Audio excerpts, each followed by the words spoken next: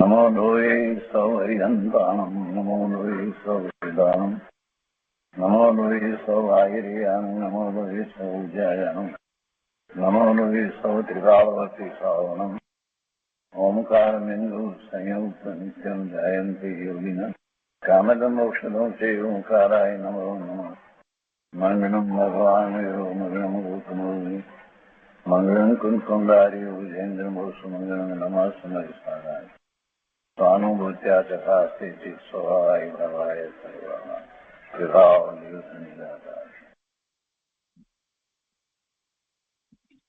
શ્રી સ્વામી કાર્તિકેયનું પ્રેક્ષા સુરેન્દ્રાચાર્ય ભગવાનની ટીકા અને પંડિત જયચંદજી છાબડા ના ટીકા અને ભાવાર્થ સહિત આપણે સ્વામી કાર્તિકેયનું પ્રેક્ષાનો સ્વાધ્યાય કરી રહ્યા છીએ. એમાં 12મી ભાવના ધર્મ ભાવના એનું સ્વરૂપ ચાલે છે. 12મી ભાવનામાં આપણે ગાથા 391 સુધી સ્વાધ્યાય કર્યો છે. સહેજ પુનરાવર્તન કરીએ જેથી આપણને અનુસંધાન પ્રાપ્ત થાય. 391ની ગાથાની અંદર અંત સમયમાં શ્રાવક આરાધના કરે છે અને એમાં એ વાત લીધી કે જે શ્રાવક વ્રતોથી શુદ્ધ છે અને અંત સમયે દર્શન જ્ઞાન ચારિત્ર અને તપરૂપ ઉત્કૃષ્ટ આરાધના કરે છે એ 16મા સ્વર્ગમાં અચ્યુત સ્વર્ગની અંદર દેવોથી વંદનીય સેવનીય ઇન્દ્ર થાય છે. એ બધી વાત કરી. એ શુભ ભાવને કારણે વાત લીધી અને પછી સમ્યક દ્રષ્ટિ શ્રાવક નિરતિચાર પ્રમાણે 11 પ્રતિમાનું શુદ્ધ વ્રત પાલન કરે છે અને એ આ રીતે અંત સમય ભાવના ભાવે છે. એ બધી વાત ટીકામાં સમજાવી. વળી પંડિતજીએ બીજી પણ વાત સાથે લીધી કે સંસ્કૃત ટીકાકારે અન્ય ગ્રંથ અનુસાર શ્રાવક સંબંધી થોડું કથન લખ્યું છે અને એ અહીંયા સંક્ષેપમાં કહેવામાં આવ્યું. અને એમાં એ વાત લીધી કે 11 પ્રતિમા કઈ છે? સમ્યક દર્શન પછી 11 પ્રતિમા, એમ 12 ધર્મ કયો, 12 પ્રકાર, એટલે કે ધર્મને 12 રીતે પૂર્ણ કહેવામાં આવે. શ્રાવક ધર્મની વાત છે. તો 6ઠી પ્રતિમા સુધી તો જગન્ય શ્રાવક કયો છે અને 7મી 8મી અને 9મી પ્રતિમાની અંદર મધ્યમ શ્રાવક કયો અને પછી 10મી અને 11મી પ્રતિમા ધારકને ઉત્કૃષ્ટ શ્રાવક કયો. અને ગુરુદેવે જે સમજાવ્યું એ પ્રમાણે શ્રાવકમાં 2 પ્રકાર કયા, જે ગૃહસ્થાશ્રમમાં છે અને જે ગૃહને ત્યાગી અને શ્રાવક છે તે. તો 10મી 11મી પ્રતિમાધારી શ્રાવક છે, ગૃહનો જેને ત્યાગ કર્યો છે એ ઉત્કૃષ્ટ શ્રાવક છે. એટલે એને જે 10મી અને 11મી પ્રતિમાની વાત લેવામાં આવી એનો જયારે વિચાર કરીએ છીએ તો આપણને ખ્યાલ આવે છે કે ખરેખર ઉત્કૃષ્ટપણું એ રીતે હોઈ શકે. વળી એના પછી એક પ્રશ્ન કરીને સમાધાન આપ્યું કે ગ્રહસ્થને જે આ રીતે વેપાર વગેરે હોય છે, અસી મસી કૃષિ વાણિજ્ય, એ તો એમાં આરંભ થાય છે તો એને ત્રસ હિંસા તો થાય, તો એને ત્રસ હિંસાનો ત્યાગ કેવી રીતે બની શકાય અને એનું પછી સમાધાન આપ્યું. એની અંતરંગ દશા કેવી રીતે હોય, કેવા એના વિકલ્પો હોય અને એની કેવી ભાવના હોય, એ બધી વાતને ત્યાં લીધી.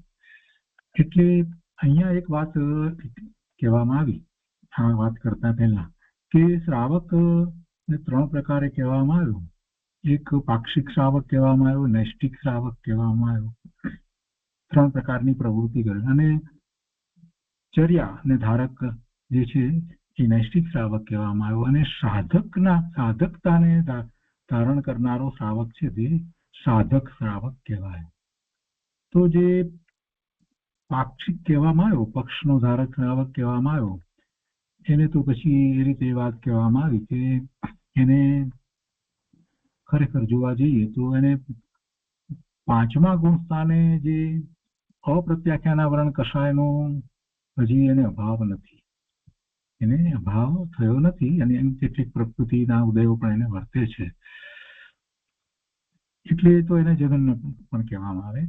પરંતુ જેને અપ્રત્યાખ્યાનાવરણ કષાયનો અભાવ થયો છે અને એના પછી 3જી ચોકડી પ્રત્યાખ્યાનાવરણની કસાય જે છે એના પણ તીવ્ર મંદ પરિણામો થઈ રહ્યા છે, તો એ નૈષ્ઠિક શ્રાવક છે અને એ સાચો શ્રાવક કહેવામાં આવ્યો. અને એ પછી સાધક શ્રાવકની તો વાત એના કરતા પણ આગળ વધારે કરવામાં આવી અને એને 10મી અને 11મી પ્રતિમા જે છે તે ધારણ કરી છે, તો એને તો એક કોપીને જ હોય છે વગેરે વાત પણ એમાં આગળ લીધી.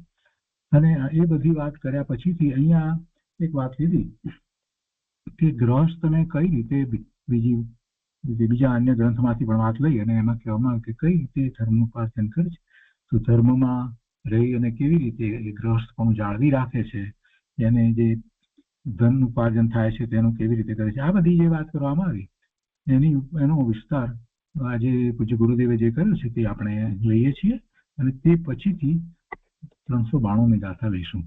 તો સ્વામી કાર્તિકે પ્રવચન ભાગ બીજો એમાં પારા નંબર 193 પર પૂજ્ય ગુરુદેવે જે વિસ્તાર કર્યો છે 391ની ગાથામાં આગળ વધારે પંડિતજીએ વાત લીધી છે એનો, તો એ આજે લઈએ છીએ. શ્રાવણ વદ 30 શુક્રવાર 8/8/1952 દિવસનું પ્રવચન છે. એમાં ગુરુદેવ અહીંયા કહે છે કે આ ધર્મ ભાવનાનો અધિકાર છે. 12મી ભાવના ધર્મ ભાવનાનો, 11મી ભાવના ધર્મ ભાવનાનો અધિકાર છે અને 12મો ધર્મ. 11 ભાવના એટલે 11મી અનુપ્રેક્ષા છે અને સમ્યક દર્શન એટલે 12, એની સહિત એટલે 12મો ધર્મ, 11મી ભાવના. તો કે છે કે આ ધર્મ ભાવનાનો અધિકાર છે, તેમાં શ્રાવકના 12 પ્રકારના ધર્મોનું વર્ણન કરતા શ્રાવકની 11 પ્રતિમાનો અધિકાર પૂરો થયો છે. તેમાં ટીકાકાર વિશેષ કહે છે કે ધર્મીને આત્માનું ભાન હોય છે, ધર્મીને પોતાના સ્વરૂપનું ભાન જ્ઞાન છે, તેથી ઘણો રાગ ઘટ્યો છે, પણ હજુ એ જેટલો પણ રાગ રહ્યો છે તો તેને કારણે એને દેવ ગુરુ શાસ્ત્ર પ્રત્યે બહુમાન હોય છે ને એવું એ બહુમાન કરે છે. સમ્યક દ્રષ્ટિને જે સાચા અર્થમાં દેવ ગુરુ શાસ્ત્ર પ્રત્યે અહોભાવ, સ્તુતિનો ભાવ, બહુમાનનો ભાવ હોય, મિથ્યા દ્રષ્ટિને એવો સાચો બહુમાનનો ભાવ નથી હોતો, એને અંશે ક્યાંક ને ક્યાંક કોઈક રીતે અપેક્ષા હોય છે.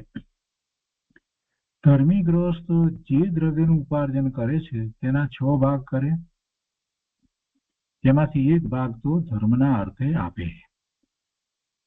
ગુરુદેવ આગળ કેમ કહે છે કે ધર્મીને તૃષ્ણા ઘણી તૂટી ગઈ છે, પણ દેવગુરુ શાસ્ત્રનો વિનય હજુ છૂટ્યો નથી. તેથી જ્ઞાન, શ્રદ્ધા, રાગ, તન, મન અને ધન એના તરફ વાળે છે. શું કહે છે કે તેથી જ્ઞાન, શ્રદ્ધા, રાગ, તન, મન અને ધન એના તરફ વાળે છે. વારંવાર સાચા દેવગુરુ શાસ્ત્ર ઉપર તેને પ્રેમ આવે છે. જેમ બાપને દીકરા ઉપર અને દીકરાને બાપ ઉપર પ્રેમ હોય તો વારંવાર યાદ કરે છે, અને લૌકિકમાં જેમ સ્ત્રી પુત્ર માટે, સ્ત્રી અને પુત્ર માટે, પુત્રી માટે, બધા માટે ઘરેણાં, વસ્ત્રો, મોટર, મકાન આદિમાં પૈસા વાપરે છે, તેમ ધર્મી અહીં કમાણીનો 6ઠ્ઠો ભાગ ધર્મના કામમાં વાપરે છે. 6 લાખની કમાણીમાંથી 1 લાખ આપે. 6 લાખની કમાણી હોય તો 1 લાખ ધર્મમાં આપે. છોકરાને આપવા પડે તો આપે, નુકસાન જાય તો આપે, પણ ધર્મ માટે આપવા પડે તો આકરું લાગે. ધર્મ માટે આપવા પડે તો ઘણાને આકરું લાગે, તો સમજવું કે તેને ધર્મનો પ્રેમ નથી. ધર્મી જીવને ધર્મ ઉપર પ્રેમ છે, તેથી કમાણીમાંથી 6ઠ્ઠો ભાગ ધર્મ માટે કાઢે છે. આગળ કહે છે કે સત્તા સ્વરૂપ ગુજરાતી પુષ્પ 24માં ભાગચંદજી ચાંજડે કહ્યું છે કે પહેલા મિથ્યાત્વ અવસ્થામાં કુદેવ આદિની માન્યતામાં ઉમંગ ભર્યો કાર્યો કરતો હતો.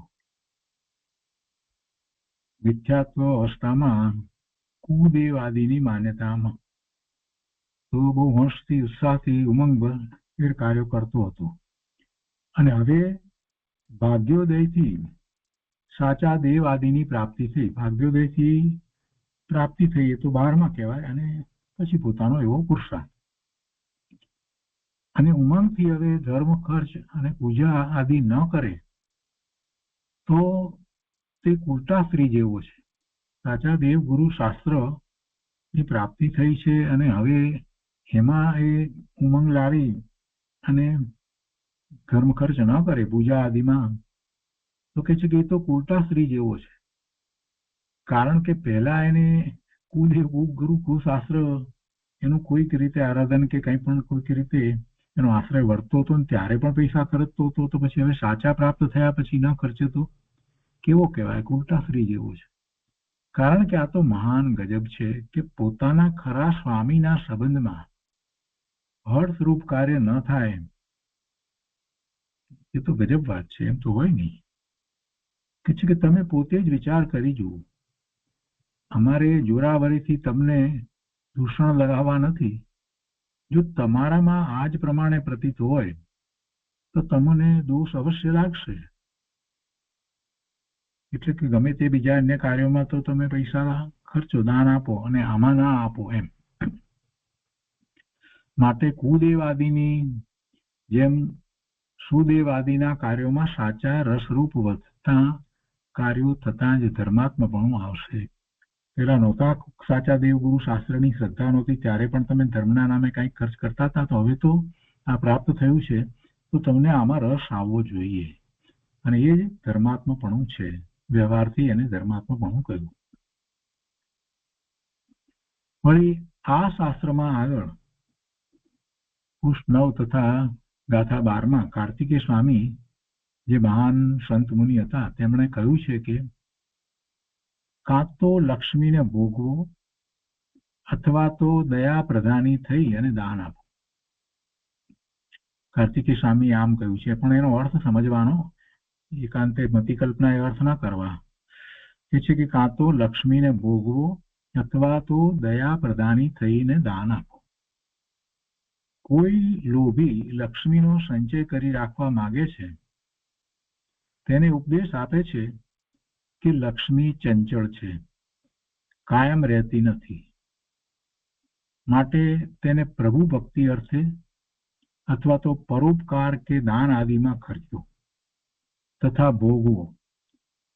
કેમ કે ધન ભેગું કરવામાં તો મમત્વ ભાવ રહે છે, પણ ઉદારતાપૂર્વક ભોગ સામગ્રીમાં ખર્ચતા જગત પણ યશ કરે છે અને ઉજ્જવલ પરિણામ રહે છે અને ઘણો વિષાદ થતો નથી. માટે ભોગવવામાં પણ ગુણ છે એમ સમજવું. આ તો અપેક્ષાથી વાત થઈ છે. બહુ જ મહાકંજૂસ છે અને કાંઈ ભોગવતો નથી, તો એને એક વખત ભોગવવાનું શરૂ કરશે તો એને વાપરવાનું શરૂ થશે, પૈસા વાપરવા. અને એ વાપરવાનું શરૂ કરશે એને કંજુસાઈ જશે તો પછી ધર્મમાં પણ વાપરશે. એ અપેક્ષાથી આખી વાત કહી છે. કે છે કંઈ તો લોભી પૈસા બિલકુલ વાપરતો નથી તેને કહે છે, પણ ખરેખર તો શું છે? ગુરુદેવ કહે છે કે પણ જે ત્યાગ કરે છે તેને ભોગવવાની વાત નથી. ખરેખર તો આ વાત છે. જે ત્યાગ કરે છે તેને ભોગવવાની વાત નથી. માટે ધર્મી જીવે એક ભાગ ધર્મ અર્થે વાપરવો યોગ્ય છે. 6 ભાગમાંથી એક ભાગ ધર્મ અર્થે વાપરવો યોગ્ય છે. વળી જે ધન ઉપાર્જન કરે છે તેના 6 ભાગનો એક ભાગ કુટુંબના પોષણમાં આપે, એક ભાગ ધર્મ માટે, એક ભાગ કુટુંબના પોષણ માટે આપે, એક ભાગ પોતાના ભોગમાં ખર્ચ કરે, એક ભાગ પોતાના સ્વજન સમૂહના વ્યવહારમાં ખર્ચ કરે, અને બાકીના 2 ભાગ અનામત ભંડાર તરીકે રાખે. તો તે દ્રવ્ય કોઈ મોટા પૂજન અથવા પ્રભાવનામાં અથવા કાળ દુકાળમાં કામ આવે. એ પ્રમાણે કરવાથી ગ્રહસ્થને આકુરતા ઉપજે નહીં અને ધર્મ સાધી શકાય. અહીં સંસ્કૃત ટીકાકારે ઘણું કથન કર્યું છે, તથા પહેલાની ગાથાના કથનમાં અન્ય ગ્રંથોના કથન સધાય છે. કથન ઘણું કર્યું છે તે બધું સંસ્કૃત ટીકાથી જાણવું. અહીં તો ગાથાનો જ અર્થ સંક્ષેપમાં લખ્યો છે. વિશેષ જાણવાની ઈચ્છા હોય તેને રયણસાર, વસુનંદીકૃત શ્રાવકાચાર, રત્નકરંડક શ્રાવકાચાર, પુરુષાર્થ સિદ્ધિ ઉપાય અમિત ગતિ, શ્રાવકાચાર અને પ્રાકૃત બંધ શ્રાવકાચાર ઇત્યાદિ ગ્રંથોથી જાણવું. આપણે પુરુષાર્થ સિદ્ધિ ઉપાયનો સ્વાધ્યાય તો પહેલા કરી ચૂક્યા છીએ અને વર્તમાનમાં આ સ્વાધ્યાય આપણો રત્નકર્ણક શ્રાવકાચારનો ચાલે છે. અહીંયા કહે છે કે બધા શાસ્ત્રોનો સાર તો વિતરાગતા છે. ગુરુદેવ હવે એ વાત કહે છે, બધા શાસ્ત્રોનો સાર તો વિતરાગતા છે. નિમિત્ત અને રાગની રુચિ છોડી સ્વભાવની રુચિ કરવી તે ચારે અનુયોગનો સાર છે. રાગની તથા નિમિત્તની ઉપેક્ષા કરવી અને સ્વભાવની અપેક્ષા કરવી એ જ સાર છે. સ્વભાવની જેને અપેક્ષા છે, સ્વભાવની દ્રષ્ટિ છે, એ જેમ જેમ વધતી જાય તેમ તેમ એને રાગની ઉદાસીનતા થતી જાય અને નિમિત્તાધીન દ્રષ્ટિ પણ ઘટતી જાય છે. ગુરુદેવ તો એમ કે છે કે નિમિત્ત અને રાગની રુચિ છોડી અને સ્વભાવની રુચિ કરવી તે ચારેય અનુયોગનો સાર છે. પુરુષાર્થ કરે ત્યારે રાગની તથા નિમિત્તની ઉપેક્ષા કરવી, કેમ કે જીવને અનાદિથી નિમિત્તાધીન દ્રષ્ટિ પડી છે અને રાગનું ઘણું મમત્વ એકત્વ જ રહ્યું છે. એટલે જ્યારે પુરુષાર્થ કરે છે ત્યારે થોડુંક તીવ્ર પુરુષાર્થ કરવા માટે રાગની તથા નિમિત્તની ઉપેક્ષા કરવી. કોઈને એમ થાય કે રાગની તથા નિમિત્તની ઉપેક્ષા કેમ કરવી? નિમિત્ત તો આમ પણ કાંઈ કરતું નથી, તો નિમિત્તની ઉપેક્ષા કેમ કરવી? નિમિત્તની ઉપેક્ષા કરવી એટલે કે નિમિત્ત આધીન દ્રષ્ટિ છોડવી. આ નિમિત્તથી થાય, આ નિમિત્તથી થાય, એવા નિમિત્ત હોય તો સારું, એવી જે અંદરમાં વૃત્તિ ચાલી આવે છે ને અનાદિની, એ પોષવા જેવી નથી. કેમ કે એ પોષતા તો નિમિત્ત આધીન દ્રષ્ટિ છૂટતી નથી અને પોતાના સ્વભાવનું મહાત્મા આવતું નથી. એ જ રીતે રાગ સ્વભાવ જે છે એમાં પણ એમ જ થાય છે. એટલે એ બંનેને છોડી એને શુદ્ધ ભાવે થવાય. એટલે ગુરુદેવે તો સીધી વાત કરી કે ભાઈ, જો તને ખરેખર એવો તીવ્ર પુરુષાર્થ ઉપડ્યો હોય ને તો પછી રાગની તથા નિમિત્તની ઉપેક્ષા કર. અને એમ કેવી રીતે થશે? તો કે સ્વભાવની અપેક્ષા કરવાથી, બસ એકમાત્ર સ્વભાવ છે એ જ સાર છે, એ જ સારભૂત છે. ગુરુદેવ કહે છે પરની ઉપેક્ષા સ્વની સ્વતંત્રતા જાહેર કરે છે. જેટલું પરનું લક્ષ છૂટતું જાય છે એટલું એ સ્વ તરફ વળતો જાય છે ને. શ્રદ્ધા, જ્ઞાન અને ચારિત્ર એ ત્રણેય વિતરાગ ભાવ છે. તે શ્રાવક ધર્મના 12 પ્રકાર હોય છે તેનું વર્ણન કર્યું. સમ્યક દર્શન અને 11 પ્રતિમાનું વર્ણન કર્યું. સમ્યક દર્શન પૂર્વક 11 પ્રતિમાનું સ્વરૂપ છે. એટલે પહેલી સમ્યક દર્શનની વાત લીધી, એના સિવાય તો કોઈ પ્રતિમા હોતી નથી. આ પ્રકારના ધર્મનો વિચાર મુનિ પણ કરે છે અને મુનિ પણ કેવું હોય તેનો પણ મુનિ વિચાર કરે છે. એટલે મુનિ આ શ્રાવક ધર્મની વાત પણ કરે છે. સાચા ભાવલિંગી મુનિ છે એમને કરુણાનો ભાવ આવે છે. એટલે શ્રાવકને કેવું ચારિત્ર હોય એની આ ગાથાઓ અહીંયા સ્વામી કાર્તિકે લખી. અને પોતાના ચારિત્રનો પણ એમને ખ્યાલ છે. એટલે છે કે અને મુનિ પણ કેવું હોય તેનો પણ મુનિ વિચાર કરે છે. અને સમ્યક દ્રષ્ટિ પણ મુનિપણાનો વિચાર કરે છે. કેમ કે મુનિ થયા વિના આત્માની પૂર્ણ શાંતિ મળે તેમ નથી. સમ્યક દર્શન થયું એટલે જે શાંતિ મળી છે એ તો અતિ અલ્પ શાંતિ છે. જ્યારે એને 5મા ગુણસ્થાનની દશા પ્રાપ્ત થાય છે ત્યારે કાંઈક શાંતિ વિશેષ થાય છે. અને પછી ખરી શાંતિ તો 7મે 6ઠે મુનિરાજને હોય છે. અને એવી શાંતિ અને સ્વરૂપમાં રમણતા સહિત જ શ્રેણી ચડી શકાય છે. બીજી કોઈ રીત નથી. અને એવી શ્રેણી ચડ્યા વિના કેવળ જ્ઞાન થતું નથી. એટલે કોઈક જગ્યાએ વાતમાં કેવળ જ્ઞાન કહ્યું હોય એમ નથી. અંતરંગમાં વિતરાગતા એટલી બધી વધી ગઈ હોય ત્યારે કેવળ જ્ઞાન થાય છે. એમ થાય છે કેવળ જ્ઞાન થઈ જતું નથી. અને એટલા માટે જ એવી અપૂર્વ શાંતિ અંતર્મુહૂર્તમાં તો પોતાના સ્વરૂપને સ્પર્શ્યા વિના રહે જ નહીં, એવી શાંતિ તો મુનિ દશામાં હોય છે. અને એવું જ્યારે થાય ત્યાર પછીથી એમાંથી પણ કોઈક જ વિરલા જીવ છે એ શ્રેણી ચડે અને કેવળ જ્ઞાન પ્રગટ કરે. વસ્ત્ર સહિત અને હાથીને ઓદા ઉપર બેઠા બેઠા અને દરેક જગ્યાએ દોરડા ઉપર નાચતા નાચતા અને બધી રીતે કેવળ જ્ઞાનની વાત કરવામાં આવી છે. એ વાત બરાબર નથી. એ કોઈ જીનવાણીની વાત નથી. પાછળથી જેને ખ્યાલ નથી એવા લોકોએ એ બધી વાતને લખી છે અને એને એમ માને છે કે આ શાસ્ત્રની વાત છે. એ જીનવાણીની વાત નથી. એવું કે છે કે ભાઈ મુનિ દશાનો તો સમ્યક દ્રષ્ટિ વિચાર કરે છે, કેમ કે જે શાંતિનો અંશ પ્રગટ થયો છે એટલે એને વિશેષ શાંતિ તરફ એનું વલણ થઈ જ જાય છે. મુનિ થયા વિના આત્માની પૂર્ણ શાંતિ મળે તેમ નથી. મુનિ થયા વિના કેવળ જ્ઞાન થાય નહીં. અંતર બાહ્ય નગ્ન થયા વગર પંચ પરમેષ્ટિમાં ભળે એમ નથી. પંચ પરમેષ્ટિમાં સ્થાન ક્યારે પામે? નિર્ગ્રંથ દશા થાય ત્યારે, અંતરંગ અને બાહ્યથી નિર્ગ્રંથ થાય ત્યારે પછી પુરુષાર્થ આગળનો વધે અને એ એમાં સ્થાન પામે છે. એટલે જે 3 સ્થાન કહેવામાં આવ્યા છે, નમો અર્યંતાણમ, નમો સિદ્ધાણમ, એ 2 સ્થાન જે છે એમાં તો એમને તો કેવળ જ્ઞાન છે, એ તો પરમાત્માના સ્થાન છે. પરંતુ બીજા 3 સ્થાન જે છે, એ 3 સ્થાન જે છે 7મા છઠ્ઠે ગુણસ્થાને ઝૂલતા મુનિરાજના સ્થાન છે. નમો આયર્યાણમ, નમો વજ્જાયણમ અને નમો લોહી સવ સાવણમ. એટલે એ 3 સ્થાનની અંદર, એ 3 સ્થાન ની અંદર પહોંચવા માટે મુનિ દશા વિના તો કોઈ વાત છે જ નહીં. અને એમાં છે એ 3 સ્થાનમાંથી કોઈ પણ સ્થાનમાં છે એ જ કેવળ જ્ઞાન પ્રગટ કરી શકે છે.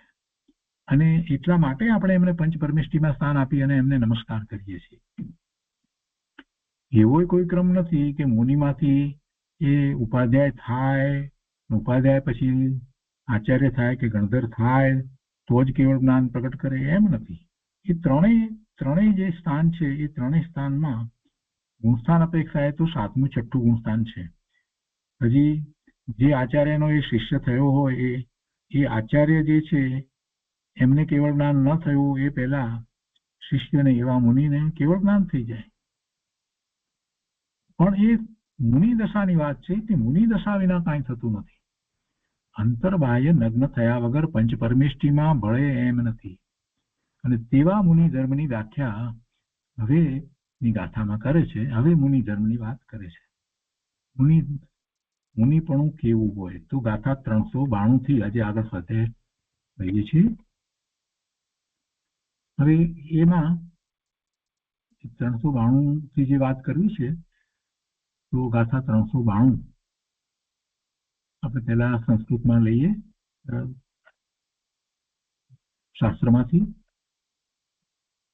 અને પછી ગુરુદેવે એનો વિસ્તાર કર્યો છે તે લઈએ છીએ. 392 ની ગાથા આ રીતે છે. યહ રત્નત્રય યુક્ત ક્ષમા આદિ ભાવૈ પરિણત નિત્યમ સર્વત્ર અપી મધ્યસ્થ સહ સાધુ ભણ્યતે ધર્મ. ગાથાના અર્થમાં કહે છે કે જે પુરુષ રત્નત્રય અર્થાત નિશ્ચય, વ્યવહાર રૂપ સમ્યક દર્શન, સમ્યક જ્ઞાન, સમ્યક ચારિત્રથી યુક્ત હોય, જે પુરુષ રત્નત્રયથી યુક્ત હોય, સમ્યક દર્શન, સમ્યક જ્ઞાન અને સમ્યક ચારિત્રથી યુક્ત હોય, ક્ષમા આદિ ભાવ અર્થાત ઉત્તમ ક્ષમાથી માંડી 10 પ્રકારના ધર્મોથી નિત્ય નિરંતર પરિણત હોય. કથામાં કહ્યું ને ય રત્નત્રય યુક્ત, અને પછી આગળ એમ લીધું કે ક્ષમા આદિ ભાવૈ પરિણત નિત્યમ.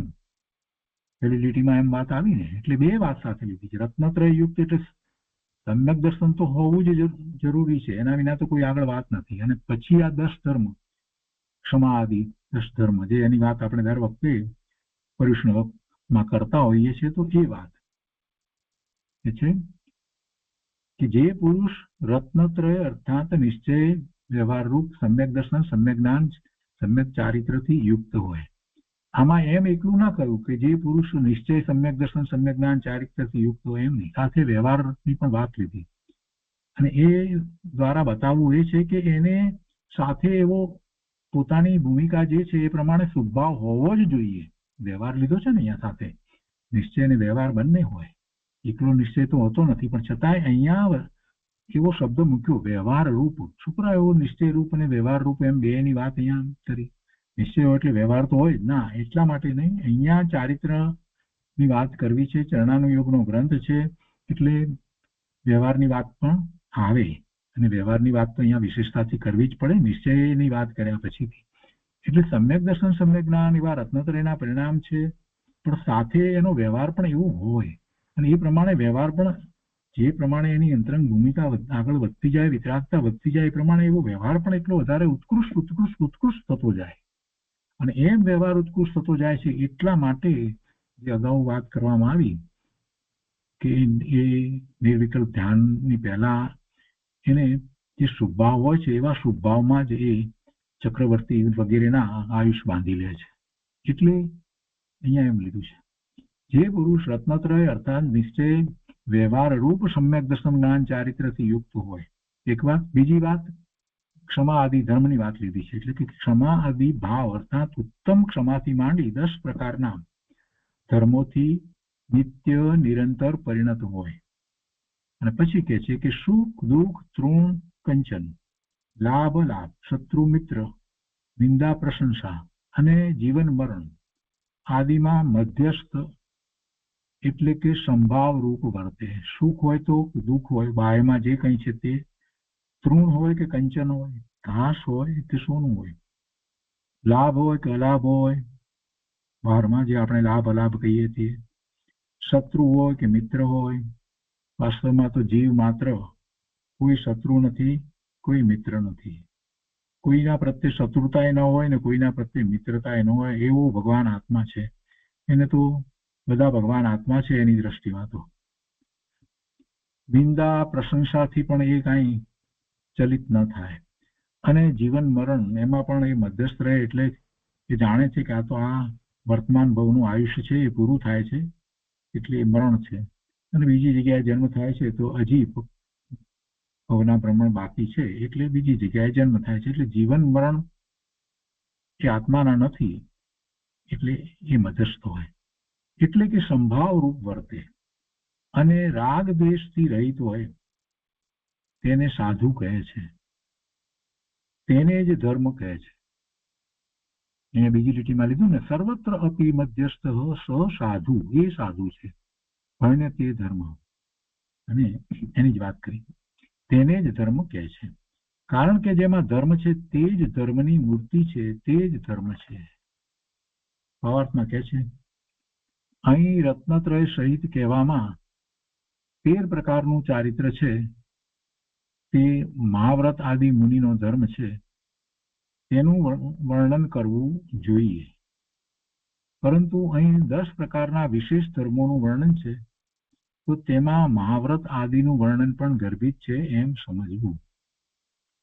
અહીંયા શું વાત કરી કે આ 10 પ્રકારના ધર્મ કયા, તો પછી મુનિના ધર્મની વાત આમાં કેવી રીતે થાય? તો એવો પ્રશ્ન કરવાની જરૂર નથી. આ જે 10 પ્રકારનું વર્ણન કર્યું તેમાં પેલું ગર્ભિત છે એમ સમજી લેવાનું. મુનિનું ચારિત્ર તો એમાં ગર્ભિત હોય જ છે, એ જ પ્રમાણે મુનિનું ચારિત્ર હોય. 28 મૂળ ગુણ સહિત ચોખ્ખું દ્રવ્યલંગ વગેરે એને હોય જ એમ લેવાનું છે. તો અત્યારે તો આ 10 પ્રકારના વિશેષ ધર્મોનું વર્ણન કરવું છે એટલે આ વાત અહીંયા લીધી છે. તો મહાવ્રત વગેરે તો હોય જ છે કે તેમાં મહાવ્રત આદિનું વર્ણન પણ ગર્ભિત છે એમ સમજવું. તો હવે 10 પ્રકારના ધર્મોનું વર્ણન કરે છે એની ગાથામાં.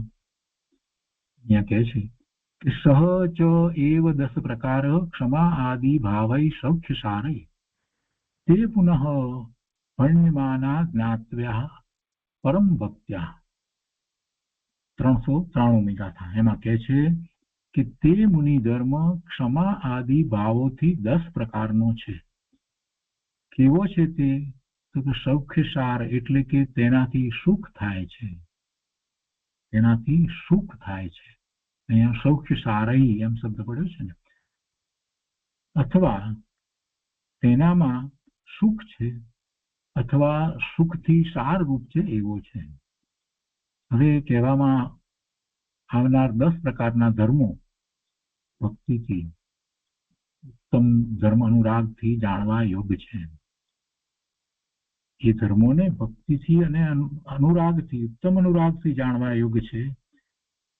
માત્ર વાંચીને કાઢી નાખવા જેવી વાત નથી કે આવડે છે, સમજાયું છે. ઘણી વાર આ તો પર્યુષણમાં વાત આવી ગઈ છે, એમ નહીં. એટલે એમ કે છે 10 પ્રકારના ધર્મો ભક્તિથી, ભાવપૂર્વક, ઉત્તમ ધર્મ અનુરાગથી એને જાણવા જોઈએ. એટલે એના ઉપર ચિંતન કરવું જોઈએ. પોતાની ઉપર એ લાગુ પાડવાના છે.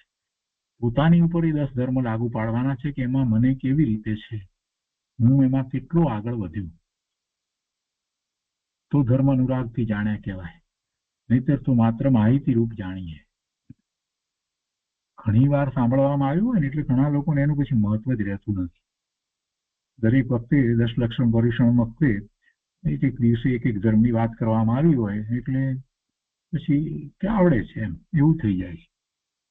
પણ અહીંયા કહે છે કે ધર્મ અનુરાગથી જાણવા એટલે કે એમાં પોતે ક્યાં છે એનો વિચાર કરવાનો. ક્ષમા ધર્મની વાત કરી હોય તો પોતે ક્યાં છે, કયા પ્રકારે ક્ષમાનું સ્વરૂપ છે, અને પોતે ક્યાં છે, પોતે ક્યાં ક્યાં ચૂકી જાય છે ક્ષમામાં, એમ એને વિચાર આવે તો ખ્યાલ આવે. એક ધર્મને માટે થોડા દિવસો સુધી એનો જ વિચાર કરવામાં આવે તો વાસ્તવમાં એ ધર્મનું સાચું સ્વરૂપ સમજાય. એકી સાથે 10 ધર્મને બદલે ખરેખર જે સાધક છે એને તો એક ધર્મની ઉપર ખૂબ વિચાર કરવો જોઈએ અને પોતાને એમાં રાખીને વિચાર કરવો જોઈએ અને એના મધ્યમાં એને બેસવું જોઈએ અને પછી વિચાર કરવો જોઈએ કે પોતાને કેમ છે, તો એ ધર્મ અનુરાગથી જાણ્યા કહેવાય. નહીં તો માહિતી રૂપે જાણવું થાય. અહીંયા ભાવાર્થમાં કહે છે કે ઉત્તમ ક્ષમા, માર્દવ, આર્જવ, સત્ય, શૌચ, સંયમ, તપ, ત્યાગ, આ કિંચન્ય અને બ્રહ્મચર્ય એવા 10 પ્રકારના મુનિ ધર્મ છે. તેમનું જુદું જુદું વ્યાખ્યાન હવે કરે છે. જો આમાં ક્રમમાં કોઈક વખત બીજી રીતે પણ ફેર હોય છે. ક્ષમા, માર્દવ, આર્જવ, પછી શૌચ લેવામાં આવે. કેમ કે આપણે પેલું ક્રોધ, માન, માયા, લોભ લઈએ છીએ તો એનાથી વિરુદ્ધ ભાવ છે એટલે એમ લેવામાં આવે. શૌચ લેવામાં આવે ચોથા તરીકે. ક્રોધ, માન, માયા, લોભ. લોભ ચોથો એટલે. અને પછી સત્ય, સંયમ, તપ, ત્યાગ, આકિંચન અને બ્રહ્મચર્ય એ રીતે પણ ક્રમ લેવામાં આવે છે. તો એવા 10 પ્રકારના મુનિ ધર્મ છે. તેમનું જુદું જુદું વ્યાખ્યાન હવે કરે છે. તો એ વ્યાખ્યાન જુદું જુદું 394 ગાથાથી આવશે. અત્યારે આપણે 392 અને 393 ગાથા ઉપર જે ગુરુદેવે જે વિસ્તાર કર્યો છે તે આપણે લઈએ છીએ. ગાથા 392 એમાં ગુરુદેવ કહે છે, અર્થને લઈને પહેલા સમજાવે છે કે જે પુરુષ એટલે આત્મા, જે આત્મા રત્નત્રય અર્થાત નિશ્ચય, વ્યવહાર રૂપ સમ્યક દર્શન, જ્ઞાન, ચારિત્રથી યુક્ત હોય તેને જ સાધુ કહે છે અને તેને જ ધર્મ છે. જો અહીં પ્રથમ એમ વાત કરેલ છે કે મુનિને આત્માની શ્રદ્ધા હોય તે નિશ્ચય સમ્યક દર્શન છે અને દેવગુરુ શાસ્ત્રની પ્રતીતનો વિકલ્પ વર્તે છે તે વ્યવહાર સમ્યક દર્શન છે. આના વિના તો આગળ વાત હોય જ નહીં. ભલે એ વ્યવહાર કહેવાય છતાં પણ એમ હોય જ છે. નહીતર તો એ નિશ્ચય આભાસી થઈ જાય. દેવગુરુ શાસ્ત્રની પ્રતીતનો વિકલ્પ વર્તે છે એટલે પછી એમના પ્રત્યે પૂજા, ભક્તિ, વિનય, સ્તુતિ આ બધા ભાવ હોય છે. અખંડ આત્માનું જ્ઞાન તે નિશ્ચય છે અને શાસ્ત્રનું જ્ઞાન તે વ્યવહાર છે. એટલે જેને એવો નિશ્ચય થયો છે, આત્માનું જ્ઞાન થયું છે, એને શાસ્ત્રનું જ્ઞાન છે તે સાચો વ્યવહાર છે. પણ એવું આત્માની અનુભૂતિ નથી અને જે કંઈ શાસ્ત્રનું જ્ઞાન જે છે એ માહિતી છે. સ્વરૂપમાં લીનતાપૂર્વક, સ્વરૂપમાં વિશેષ એકાગ્રતાપૂર્વક વિતરાગતા તે નિશ્ચય ચારિત્ર છે. અને પંચ મહાવ્રત, સમિતિ, ગુપ્તિ, 28 મૂળ ગુણનું પાલન તે બધું વ્યવહાર ચારિત્ર છે. આમ નિશ્ચય અને વ્યવહારનું સ્વરૂપ છે. આવા નિશ્ચય વ્યવહારની જેને ખબર નથી એ આ રીતે મુનિ ધર્મની વિચારણા પણ કરી શકે નહીં. હવે મુનિ ધર્મની વિશેષ વાત કરે છે કે ક્ષમા આદિ ભાવ એટલે ઉત્તમ ક્ષમાથી માંડી 10 પ્રકારના ધર્મોથી નિત્ય નિરંતર પરિણામ સહિત મુનિ હોય છે તે ધર્મ છે. મુનિને સંજ્વલન કષાયથી ઘણી મંદતા હોય છે. સંજ્વલન કષાયથી ઘણી મંદતા હોય છે એટલે કહેવાનો આશય છે કે બીજા બધા કષાય ગયા છે અને માત્ર સંજ્વલન રહ્યો છે એટલે એ તો અતિ મંદ કષાય છે ને. એટલે છે કે મુનિને સંજ્વલન કષાયથી ઘણી મંદતા હોય છે. એમાં સુખ દુઃખ વખતે મધ્યસ્થ રહે છે. અનુકૂળતા અને પ્રતિકૂળતાના સંયોગો વખતે મુનિ આનંદમાં ઝૂલતા હોય છે. એનું નામ ધર્મ છે. આવી મુનિપણાની દશા હોય છે તેને જે સમજતો નથી તે ધર્મને પણ સમજતો નથી. ધર્મ ધર્મી વિના હોય નહીં અને ચારિત્ર તે મુખ્ય ધર્મ છે. અને ચારિત્ર મુખ્ય ધર્મ છે તેનું મૂળ શું? તો તેનું મૂળ સમ્યક દર્શન છે. તેથી એના વિના ધર્મ હોય નહીં. સમ્યક દર્શન સહિત ચારિત્ર હોય એ ધર્મ છે. આગળ કહે છે કે મુનિ તૃણ કંચન ઘાસ અને સોનું, લાભ અલાભ, શત્રુ મિત્ર, નિંદા પ્રશંસા અને જીવન મરણ આદિમાં મધ્યસ્થ હોય છે. એટલે સંભાવ રૂપ વર્તે છે. તેવા રાગ દ્વેષ રહિત હોય છે તેને સાધુ કહે છે અને તે ધર્મ છે. અને જેમાં ધર્મ છે તે ધર્મની મૂર્તિ છે. સાધુ આત્મલક્ષી કેમ પ્રગટ થાય તે બતાવે છે. ફીચર વગેરેના ભાવો કઈ જળ લક્ષ્મી પ્રાપ્ત કરવાનું તેઓ કહે નહીં. કેમ કે લાભ અલાભમાં તેમને સંભાવ છે. અપયશ ને સાધુ માનતા નથી. લાભ ને અલાભ ને એ બધું યશ ને અપયશ ને આ બધી વાત જે છે એમાં તો સાધુને તો મધ્યસ્થપણું છે. શ્રાવકની દશા પણ સર્વાર્થ સિદ્ધિના દેવો કરતા શાંતિની અપેક્ષાએ વધી ગઈ હોય છે તો તેમને અપયશ અનાદિ દુર્ભાગ્ય એનો ઉદય હોતો નથી એમ શાસ્ત્રમાં કહેલ છે. કેમ કે તેમાં શ્રાવક તથા મુનિને જોડાણ નથી. કહે છે ગુરુદેવ, શ્રાવકની દશા પણ સર્વાર્થ સિદ્ધિના દેવો કરતા વધી ગઈ હોય છે. કઈ રીતે વધી ગઈ છે? કેમ કે શ્રાવકને 5મું ગુણસ્થાન છે, સર્વાર્થ સિદ્ધિના દેવને 4થું ગુણસ્થાન છે. એટલે શ્રાવકને અંતરંગ શાંતિ વધારે છે એ અપેક્ષાથી. અને તેમને અપયશ અનાદે આદે નહીં તે દુર્ભાગ્ય એનો ઉદય હોતો નથી એમ શાસ્ત્રમાં કહેલ છે. કેમ કે તેમાં શ્રાવક તથા મુનિને જોડાણ નથી. એટલે શ્રાવકને પણ એમાં જોડાણ નથી. શેની અંદર? અપયશ અનાદે દુર્ભાગ્ય વગેરેની અંદર. એટલે મુનિને તો પછી ક્યાંથી હોય? કે છે કે કેમ કે તેમાં શ્રાવક તથા મુનિને જોડાણ નથી. કોઈ શ્રાવક 5મા ગુણસ્થાન વાળો હોય અને ગરીબ હોય, કોઈ નિંદા કરતા હોય પણ એને તે ગણતો નથી તો મધ્યસ્થ છે. કેમ કે તેને 2 કષાય તો ટળી ગયા છે અને 3જા કષાયમાં પણ એને મંદ ઉદયો થઈ ગયા હોય. ધીરે ધીરે તો એ આગળ વધી રહ્યો છે ને, વિતરાગતા વધતી રહી છે ને. તે પોતાને ભાગ્યવાન માને છે.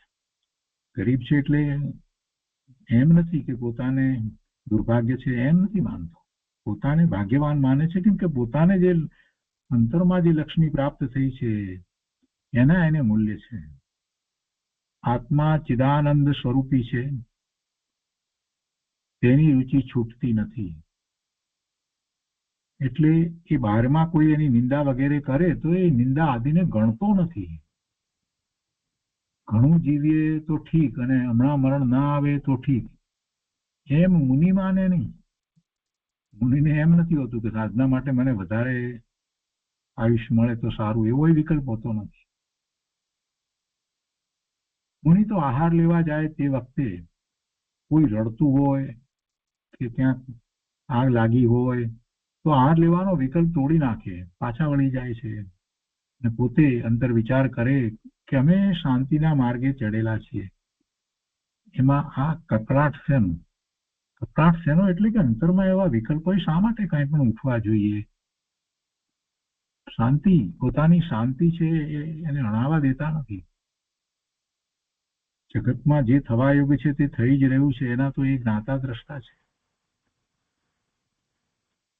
દ્રષ્ટિ સ્વરૂપ તરફ જ રહે છે, અંતર્મુહૂર્તમાં તો સ્વરૂપને સ્પર્શે જ છે. આવી મુનિની દશા હોય છે. ઠીક છે, વિકલ્પ ઉઠ્યો આહારનો, નીકળ્યા અને શાંત ભાવે પોતાના સ્વરૂપની દ્રષ્ટિ રાખીને જઈ રહ્યા છે અને કોઈ વિનંતી કરે તો આહાર લેવા માટે એને ત્યાં જાય, બાકી કાંઈ એમને હોતું નથી. એ છે કોઈ પણ પ્રકારે બાહ્યમાં પણ બીજી આસપાસમાં એવી અશાંતિનું કારણ લાગે તો પાછા જઈ અને પોતે પોતાના ધ્યાનમાં બેસી જાય છે. કહેવાનો આશય અહીંયા એ છે. સ્વભાવના આશ્રય આહારનો વિકલ્પ તોડી નાખે છે પણ ખેદ કરતા નથી. અંતરમાં તો શાંતિના શેરડા છૂટે છે. અત્યારે તો ગમે તેવી વ્યક્તિ સાધુપણું લઈ અને બેસી જાય છે, પણ તે સાધુનો માર્ગ નથી. સાધુપણું એવું હોય નહીં. ગુરુદેવ કહે છે, મહાવીર સ્વામી ભગવાને ચંદન બાળાની આંખમાં આંસુ જોયા પછી આહાર લીધો તે વાત ખોટી છે. એ કેટલાક વર્ણન વગેરે જે કરવામાં આવે ને એ કેટલીક વખત પોતાની જે દશા હોય ને એ પ્રમાણે વર્ણન કરે. બાળકને આપણે કહીએ કે ભાઈ સૂર્યનું વર્ણન કર કે સૂર્યનું ચિત્ર દોરે તો એની રીતે દોરે.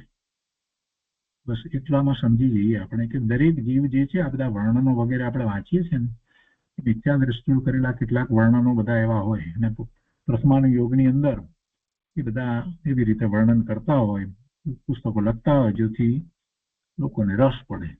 અને એમાં કેટલીક વાત એમને પણ ખબર નથી, એવી વાત એમને લખી નાખી હોય પણ એ સમજ્યા નથી. એમાં એનો અર્થ કેટલો બધો વિપરીત થઈ જાય છે. જો ગુરુદેવે એક વાત લીધી, અહીંયા કહે છે કે મહાવીર સ્વામી ભગવાનને ચંદનવાળાની આંખમાં આંસુ જોયા પછી તે આહાર લીધાની વાત જે કહેવામાં આવી છે કે આહાર માટે નીકળે ચંદનવાળા ત્યાં છે ને પછી ભગવાન કંઈ પાછા વળી જતા હોય છે ત્યાં એના આંખમાં આંસુ આવી જાય છે, રડ છે, એટલે પછી ભગવાન આહાર લે છે, કેમ કે એમને કંઈક અભિગ્રહ એવો હતો કે આંખમાં આંસુ હોય કેવો. હવે આ વાત બરાબર નથી. કેમ નથી બરાબર? ગુરુદેવ કહે છે અહીંયા કે મહાવીર સ્વામી ભગવાને ચંદનબાળાની આંખમાં આંસુ જોયા પછી આહાર લીધો તે વાત ખોટી છે. તે બધું કૃત્રિમ બનાવ્યું છે, એ બધું લખાણ કૃત્રિમ છે, ખોટું છે એમ હોય નહીં. સાધુ ધર્મ એવો છે કે આંખમાં આંસુ જોઈએ તો આહાર લે નહીં. સાધુ જેની આંખમાં આંસુ હોય એની પાસેથી એમ કે આહાર લે એમ નથી. આપણે મુનિને આહારદાન આપીએ તો નવધા ભક્તિપૂર્વક આપણે આપીએ છીએ, ખૂબ ઉત્સાહપૂર્વક આપીએ છીએ, કેવો અંદરમાં ભાવ હોય એમ આપણે તો આપીએ છીએ. કઈ આંખમાં આંસુ સહિત કઈ આહાર આપીએ ને મુનિ લે કે મુનિને એવી કઈ ગરજ નથી. મુનિને તો શું છે, એક દિવસનું કે 7 દિવસનું ઉપવાસ થતા હોય તો થઈ જાય છે. એ કઈ ધારીને ઉપવાસ કરે એમ નથી નીકળતા ગુફાની બહાર જ અઠવાડિયા સુધી. એમને તમારા આહારની ક્યાં જરૂર છે? સાધુ ધર્મ એવો છે કે આંખમાં આંસુ જોઈએ તો આહાર લે નહીં. તો પછી આ તો ભગવાનની વાત છે. અને બીજી વાત એ છે કે ભગવાન ને હજી જગમસ્ત અવસ્થા હોય ત્યારે જે આહાર હોય, પછી તો ક્યાં આહાર જ હોય છે. ભગવાન તીર્થંકર થયા પછી તે તો કઈ આહાર હોતો જ નથી. મુનિ દશાની અંદર ભગવાન ઉત્કૃષ્ટ મુનિ દશા જેમની છે એવા મુનિ કોઈની આંખમાં આંસુ હોય ને આહાર લે એમ બને નહીં. સાધુ ધર્મ એવો છે કે આંખમાં આંસુ જોઈએ તો આહાર લે નહીં, પણ આહારનો વિકલ્પ તોડી નાખી પાછા ફરે. એ મુનિ ધર્મ છે. ગુરુદેવ કહે છે કે હવે આવા ધર્મની જેને ખબર નથી તેને ધર્મને ધરનાર એવા આત્માની ખબર હોતી નથી. ધર્મને ધરનારો તો ભગવાન આત્મા પોતે છે ને, તો એની ક્યાંથી ખબર હોય? આવા ધર્મની ખબર નથી. તો કોઈ જીવ અક્કલ વગરની નકલ કરી અને પોતાને ધર્મી માને તો તે મિથ્યા દ્રષ્ટિ છે.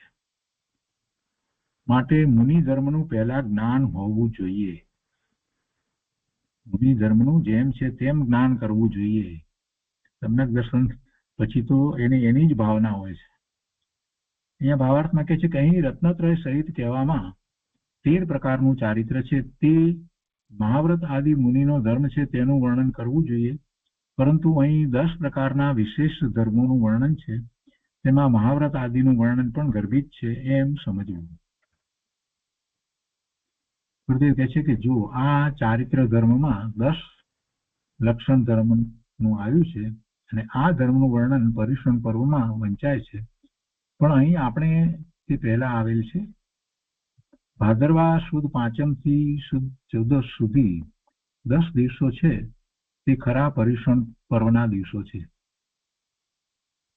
તે પહેલા ધાર્મિક દિવસો રાખીએ છીએ તે તો સગવડતા ખાતર છે. 12 મહિનામાં 3 વખત 10 લક્ષણ પર્વ આવે છે, પણ ચોમાસામાં નિવૃત્તિનો કાળ વિશેષ હોય છે, એટલે એની મુખ્યતા એ ભાદરવા સુદ 5મ થી 14 સુધીના 10 દિવસોને મહાન પર્વ તરીકે ગણેલ છે. તેમાં 10 ધર્મ વંચાય છે અને તેનું વર્ણન હવે કરશે. તેનું સ્વરૂપ શ્રાવક સમ્યક દ્રષ્ટિએ પણ બરાબર સમજવું જોઈએ.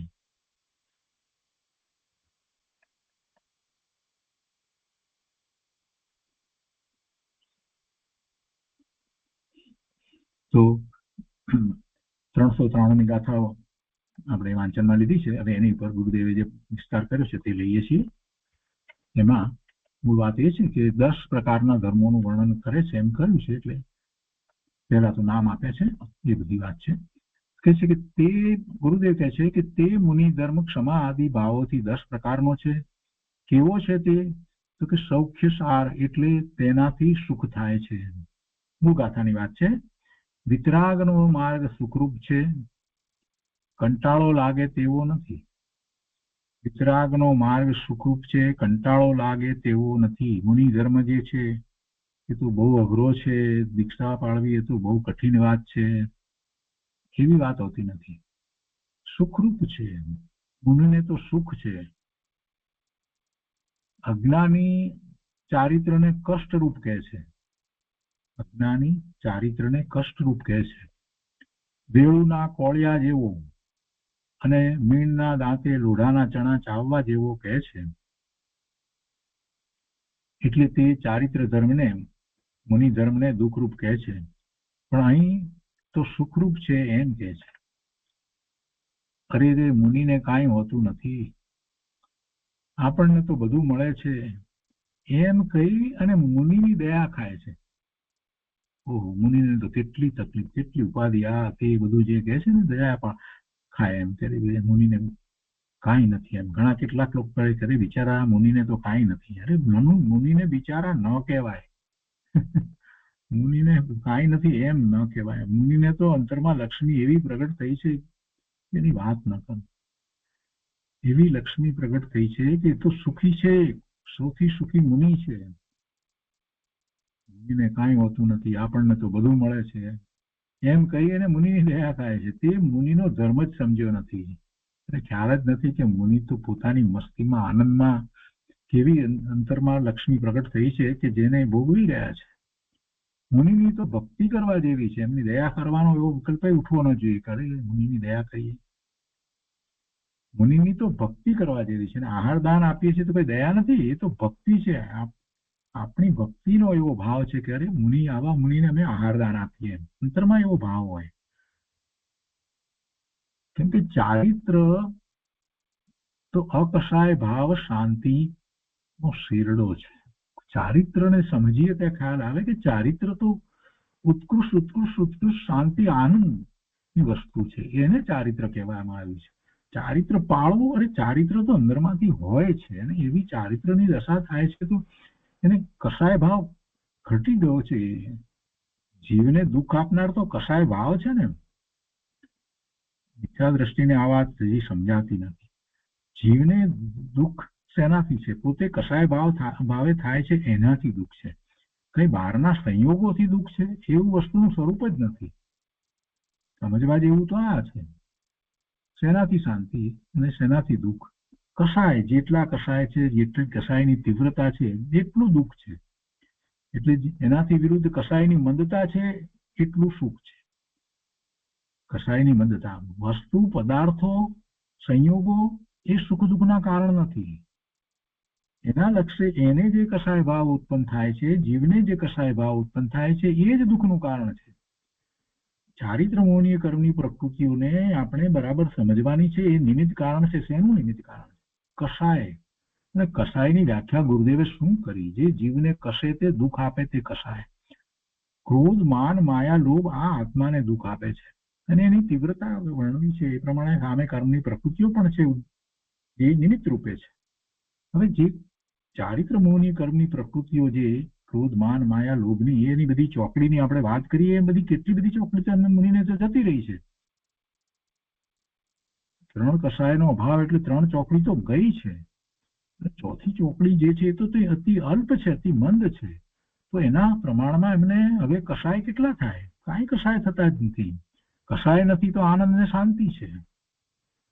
આત્માનો સ્વભાવ આનંદ અને શાંતિનો છે. શાંતિ અને આનંદ આત્માનો સ્વભાવ છે. એવા સ્વભાવની સામે કસાય છે. એવા સ્વભાવની સામે જીવના કસાય છે. ક્રોધ, માન, માયા, લોભ અને 9 પ્રકારના 9 કસાયો, એ બધા કસાયો એની સામે છે. આ પલ્લું ઘટે તો પેલું પલ્લું વધે. સીધી સરળ વાત છે. જેટલી જેટલી કસાયની મંદતા થતી જાય એટલી એટલી આ બાજુ શાંતિ અને આનંદની વૃદ્ધિ થતી જાય. સમજવાનું તો આ છે. ધર્મની વાતને ગોખી મારવાની નથી પ્રભુ. અહીંયા વાત કેવી ગુરુદેવ કહે છે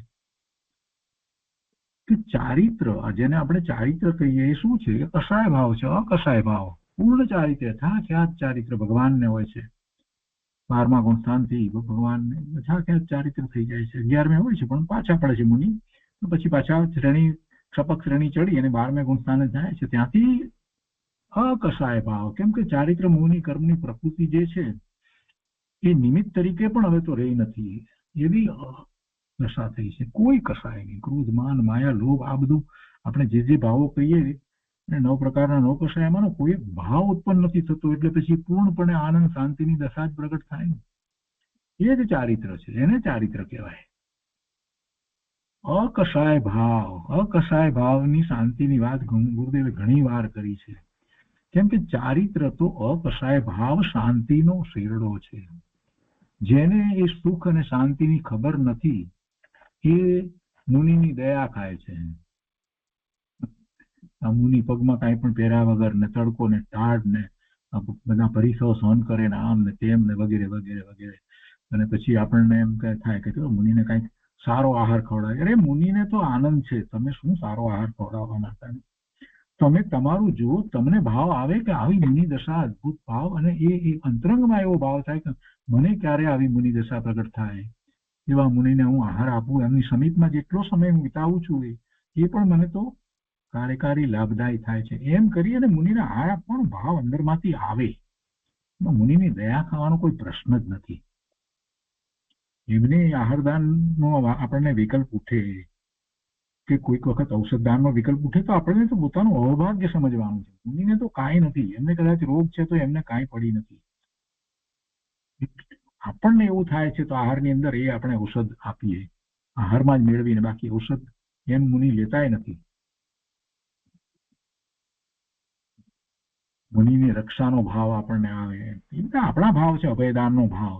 મુનિની રક્ષા આપણે કરી શકીએ છીએ, એમને અભયદાન આપણે આપી શકીએ. અરે એમનું આયુષ્ય છે, એમનું પુણ્ય છે, બધું એમનું છે. આપણો તો માત્ર સદભાવનો વિકલ્પ છે. લોકો દયા ખાય છે. ગુરુદેવ કહે છે કે મુનિની દયા ખાય છે. મુનિ તો સુખનો સાર છે. એનામાં સુખ છે. અકસાય ભાવની દશામાં સુખ અને શાંતિ ખૂબ વધી ગયા છે. એવા મુનિ ધર્મના 10 પ્રકાર આગળ કહેવામાં આવશે. તે ધર્મો ભક્તિથી, ઉત્તમ ધર્મ અનુરાગથી જાણવા યોગ્ય છે. તો એ રીતે એ વાત કરી. અને હવે એના પછી ગાથા શરૂ કરતા પહેલા થોડીક વાત ગુરુદેવે લીધી છે, એ આપણે આવતા સ્વાધ્યાયમાં લઈશું. આજનો સ્વાધ્યાય અહીંયા સુધી રાખીએ છીએ.